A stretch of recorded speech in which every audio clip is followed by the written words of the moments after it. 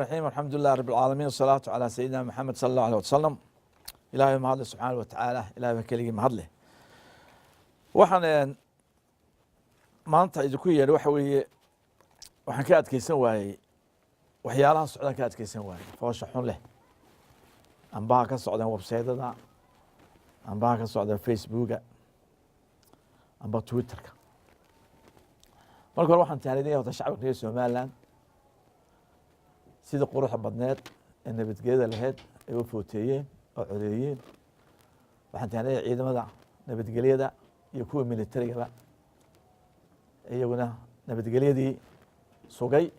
iyo ilaahay subxaana wa tacaala nabadgelyo inagu dhameeyey codbixintii. commissionerkan isna tahnidinaya in iyaguna ay shaqadu si fiican u qabsadeen. waxa weeye ilaa intii codku la sameeyey codbixinta waxaa soo baxaya kelimado aada iyo aad u xun. doorashadani aan u dareernay maalintii dhaweytay isniinta bis 16keedii iyo kambeynadanu gallay doodahaynu gallay magac weyn bay noo soo jeedeen. waa jaraa'id badan oo adduunka ah oo kuwa waaweyn ayaa wax wanaagsan naga qoray oo dadkii inaan jirno oo ma jirta oo xaqoodii la duudsiyey haddana subxaana wa tacaala nool oo afrika ka muuqata kasoo murtiri ayaa laynagu tilmaamay. waxaa jira momentum fiican baa jira oo ay maanta damiirka international community ama bulshada caalamku ay aada iyo aad u dareensan yihiin inay dembi laynaga galay. oona jecelnay insha allahu tacaala doorashan ka bacdina inay noo midho dhali doonto ay noqon doonto wax laynagu qiimeeyo. dalkani 27 sano xor ahaa si adduunka oo dhan waxba siinin buu haddana resilient aynu dad adkaysi noqonay. dimuqraadiyad ka caan noqotay doorashooyin ka caan noqday afrika oo qaarkood 85 cod lagu kala helay. waxyaalaha aynu soo sarnay ka mid tahay waxay ka mid tahay labada xusbi oo laga cod batay baarlamaankii inay haddana speakerkii qaateen. speaker guddoomiyaa jira maaha waxa shir guddoon ciraha soo saaray guddoomiyihii baarlamaanka aanu qaadanay. waa waxyaalaha aan dhici kari jirin. nabadgelyo inagu dhaceen haddana adduunku ay moodid inay naga jeedsadeen oo danahooda gaarka ah ay naga raaceen oo waddan aan jirin soomaaliya la yidhahdo qabaa'ila dagaalo ka socdaan oo 22,000 oo ciidamo joogaan ay iska ictiraafeen kursigii somaliland iyo soomaaliya ee un-ta aynu geysanay dhinaca qura la siiyey oo aynu tamar aynu ku ashkatoonno waxayna u soo aan weynay inagoo isku habsanay. waxaan doonay doorashada inay laga baxo saasaan doonaynay doorasho lagu tartamo platforms issues mustaqbal ixtiraaf ayaan ahayn inagoo wanaagsan oo dadku kala foofay oo xaasaska faamiligu kala yihiin kala cod ayaa laynoo keenay waxa la garxajisay. hodheelkaasaa lagu shir la yidhaaho ma aqaanee meel halkaasoo la yidhaaho waxaa la yidhaha marooda jeex raggii 94kii dagaalka dheliyey halka yimi garxajisyadii 94kii dagaalka ay nagu soo celiyeen. halkaas horta bahash ku qalocatay. taas waxay abuurtay in qabiil loo footeeyo jeegaana samaysato la ficiltamo. codkana wuxuu ku baxay qabiil buu ku baxay ishiisu mu bixin reeraa la isku sheegay. haddii reeruhu ficiltamaan oo codka lagu ficiltamo de waa la kala badayo reer baa badinaya. marka in reer baa badiya laga xanaaqo dee maaha. waxaa aada iyo aada uga xumahay wuxuu ku hadlayo ninka la axmed sheel. axmed sheel waa taqaanaano markii carto waa ninkii ooye markii arrimaha soomaaliya laga hadlayay. maantana wuxuu leeyahay habar yoonisay waan gumoominaa haddaynu doorashada ogolaano horaan uga taliyey maalintii maan idhi polling station kasta 100 nin oo hubaysaa la dhigo xagee 1,600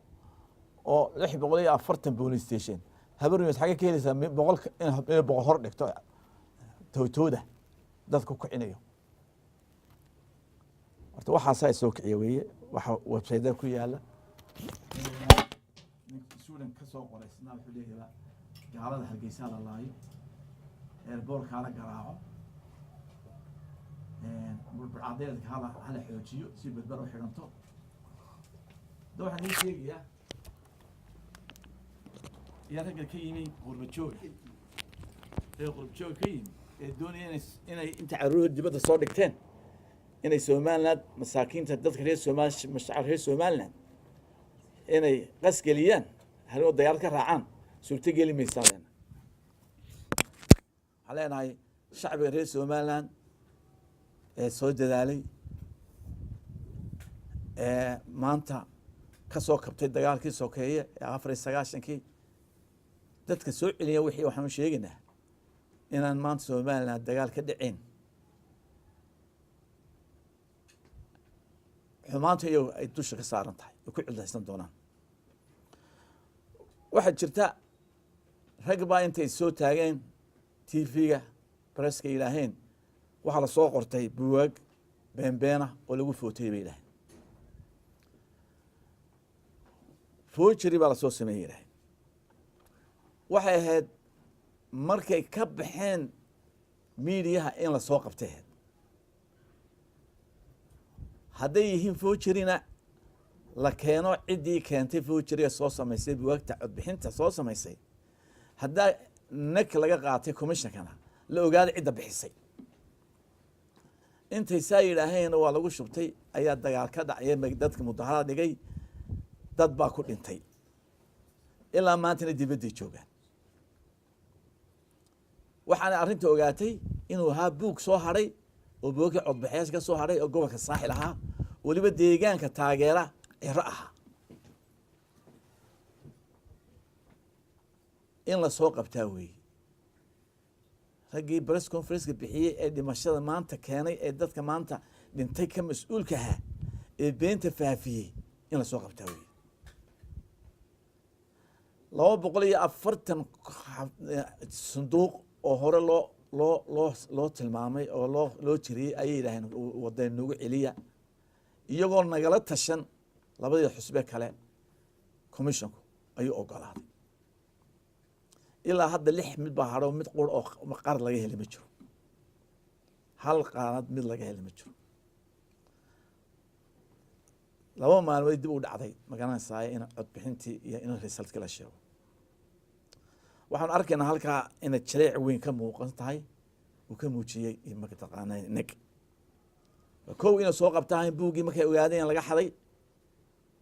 kii sitay inay soo qabtaan kii u dhiibanay inay helaan waddan aan sharci ku shaqaynin oon sulx oon soconayo xirtajab waddan noqon maayo waxaan leenahay natiijada way soo dhowdahay kursiga qof uu fadhiisan lahaa nina laguma talagelin inuu keligii helo dadka rabshada laga dayan leena masaakiinta 22 maalmood aan ku dul warwareegnay campaign ku xun ku wadnay aan shaqaysan aan iskuul tagin rabshad kale oo baahnaan Soomaaliya waxaan leenahay dawladda maanta joogta ee bishu harsantayna waa inuu sharci u shaqeeyaa sharcigu inuu shaqeeyo ragga ka soo bu'aya ergaaban waxaan leenahay Soomaaliya waxa ay yeeli kartaa Soomaaliya idinka u baahan idinka qaran u baahan idinkaan dekadii shaqeyneen wadada idin dhamaanin diyaaradii idin iman maanta cid u baahan qaran oo ga baahan ergaawo ma jirto Soomaaliya ku burburmayso sidaas Sanaagland iyo waddanland ma samaysmayaan idinka xumaanta keenay qabiilka keenay garxajiyada keenay monster baa isku abuurtay adkaysta idinka sheegan sameeyay علينا هاي ادي هاي شخص بقانا doorashadana waa in tale la isugu yimaada barbaraarna lama ogola dalkan wuxuu u baahan yahay in wada jir laga wada taliyo horumarkiisa laga tashado sharciyada la adkeeyo ixtiraafkiisi loo laga sameeyo shaqa si loo abuuro loo sameeyo wixii hore laga baxo aan dowladnimo ahayn qaska ahayn literally ma ahayn dowladnimo waxaan ku noolay qolooyinka siiriga noo hayn waxaad leenahay weligiinba naqaska isku noqon jiray Soomaaliya haddii welistaan waanu adkaysan doonaa kaya waalana waanu qaban doonaa dhibaatayga naga hor joogtana waan dhamaysan doonaa waxba adeer fooxa noogu rido bunka noo cabina aan leenahay annaguna insha allahu tacaala cadowgeenu jebi doonaa waxaan leenahay ragga waaweyn axmed shal ka mid iyo rag kalena markaan ka xishoonayo maanta dalka idinkaa u ladan rag aan ogahay oo ku jira rabshadaha adeer balaa looma yeedho maanta cid idinka sii toona ma jirta shakhsiyaadkan la hadlaya wey anigu reer Hargeysa uma dagaalamayno waryahay ciidagala intii hore ku filan 94 tii hore ay isu qoomeynaya marka adeer waxaan leenahay rabshada la joojiyo waxaan ahaan baleenayaa Suldaan Maxamed Suldaan xirtiqana yaan baleenayaa sidoo fiican u hadlay waa la kala baxay doorashada waa la kala baxay waa la ogaaday ninka sabab Ilaahay subxaanahu wa ta'ala ku inoo dilay inoo waxa علينا هاي دور الشهادة ويدمانيسا نبض بكل دمانيسا